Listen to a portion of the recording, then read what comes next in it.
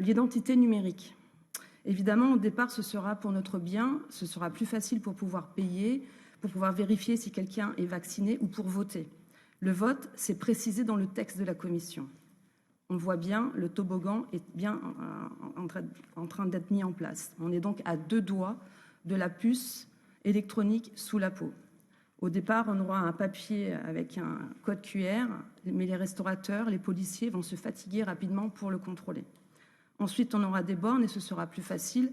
Ces bornes liront votre identité ou votre statut sanitaire sur un bracelet, une montre, sur un petit objet que vous porterez dans un sac à main, sur un code tatouage ou alors, comme je l'ai dit, sous la peau et les portes s'ouvriront. Et vous pourrez payer facilement, vous passerez à toute allure aux caisses et tout le monde trouvera super de payer sans avoir l'air finalement de payer. L'identité numérique, c'est un saut quantique et il n'y aura pas de retour en arrière possible, comme le pass sanitaire. Le marché des objets numériques connectés est considérable. Pour conforter la mise en place de l'identité numérique, on nous dit « on est déjà tracé par nos mobiles ». Non, le GPS, ce n'est pas assez précis, entre 1 et 10 mètres. On ne peut donc pas dire exactement qui on a rencontré et nous, ni où on est allé. Et surtout, le portable, on peut le laisser à la maison ou sinon l'éteindre.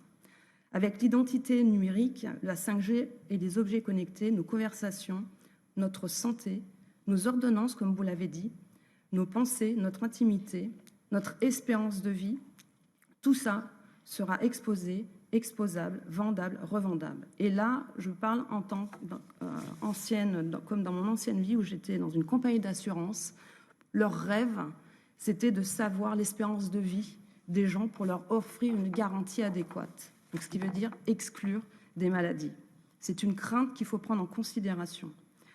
D'ailleurs, la Commission utilise le mot de portefeuille d'identité numérique. Est-ce la fin de nos libertés? Ça sera vraiment un élément à prendre en compte pour ce règlement.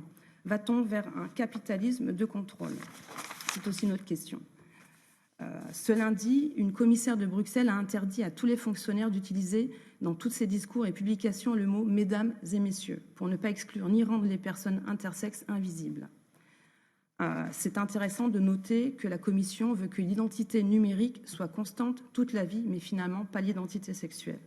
Donc pour nous, des questions sur lesquelles nous irons de l'avant, ce sera en termes de souveraineté. Quels sont les acteurs européens qui ont aujourd'hui la capacité de fournir ce type d'identité pour éviter que nos datas se baladent à l'autre bout du monde et, comme je l'ai dit, soient repris par des entreprises privées pour exclure certaines garanties et discriminer certaines personnes, et aussi concernant les failles de ce système d'identification. Je note que la Commission prévoit dans sa page 60 que les mesures de prévention des fraudes existantes applicables à la Commission couvriront les crédits supplémentaires nécessaires. En clair, on sait déjà qu'il va y avoir des fraudes et les amendes financeront les postes de fonctionnaires nécessaires. Donc pour une question plus précise, parlons-nous des grandes fuites de données personnelles récentes. Je vous remercie.